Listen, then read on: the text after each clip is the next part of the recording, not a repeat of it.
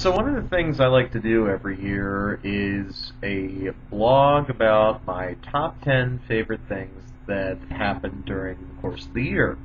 I also do another one that's called the Top 10 Top Tens, or the Top 10 Tops, you might say, where I basically set apart to do a sort of a countdown of different types of top lists. In this case, I start at 10, be it the top 10 favorite movies I liked or whatever can equate to 10 things out of the year. Then I move down to 9. So imagine this: top 10 movies I saw this year, top 9 CDs I purchased this year, top 8 CDs I enjoyed listening to the first time, top 7 TV shows I enjoyed watching for the first time or watching overall. And this is going to be a new thing that I have come up with. I've pretty much decided to stop writing. Now, let me just explain this here. When I get down to writing, I take it very seriously, and I try to dedicate practically an entire day even to doing it, because sometimes my blogs have gone well over 2, 3, even 5 hours worth of writing. And what's really bad is when my computer either freezes up or I hit a wrong button and it causes me to go back a page, and when I go forward again, it's gone. So that's just a whole lot of aggravation that I'm fed up with. So there's going to be a change now. I've decided that with the webcam, I'm going to start doing some blog lists. And in this case, yeah, I may not have a lot of video resources or capabilities, but hopefully you won't hold that against me. I'm going to start doing my New Year's Eve top 10s in vlog format, where I will read off either from a list I've got memorized or just have a physical list that I'll read out of my hand. I will basically give you my top 10 favorite things about 2010 and the top 10 top lists of 2010 overall as well. Basically, I'm trying to give you, my followers, an idea of what really goes on in my life without text, and even maybe without pictures too.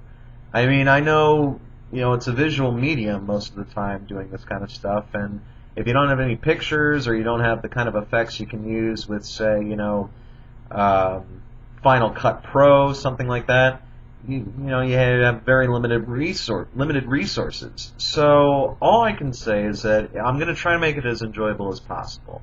You know me, I'm very, easygoing, and I try not to be too complex with these things. I just hope that you will watch and enjoy. That's really all I can ask for. So, to give you a little bit of a preview, I will say this. Some of the following will actually be included in my top 10. I'm just going to throw these out there. They're totally random. Showtime Original Series, Funyuns, Capriati's sub shop, or sandwich shop. I'll get the official name eventually. The PlayStation 3, Blu-ray movies. That's pretty much it for now. I'm just going to leave it at that. There will be a certain lack of certain things with the top 10 lists one, mainly due to the fact that usually every year I see a ton of movies in the theater, and this year I really didn't see a whole lot due to finances, but I'll do the best I can. I know some of you who have been loyal readers in the past may, understand what I'm going for here. Anyway, that's pretty much it. That's just a little tease, if you will, of what's going to be coming up, since we're nearing the end of November. And, really, December's right around the corner, and I gotta tell you, those of you who live in Las Vegas know as well as I do, it's getting pretty damn cold here. I'm just waiting for the day where it just snows everywhere. I mean, it probably won't be like what we had back in December of 2008, but it might come close.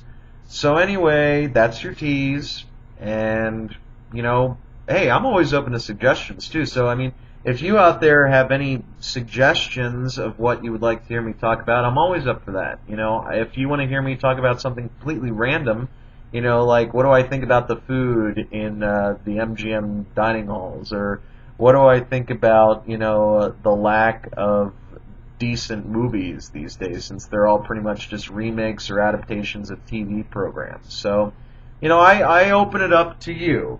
I'm always saying, you know, give me something to work with here, and I'll work with it. So, even if it's if you want to see me reenact a movie, you know, kind of like Brandon Hardesty, Brandon. I'm not trying to rain on your parade, just so you know.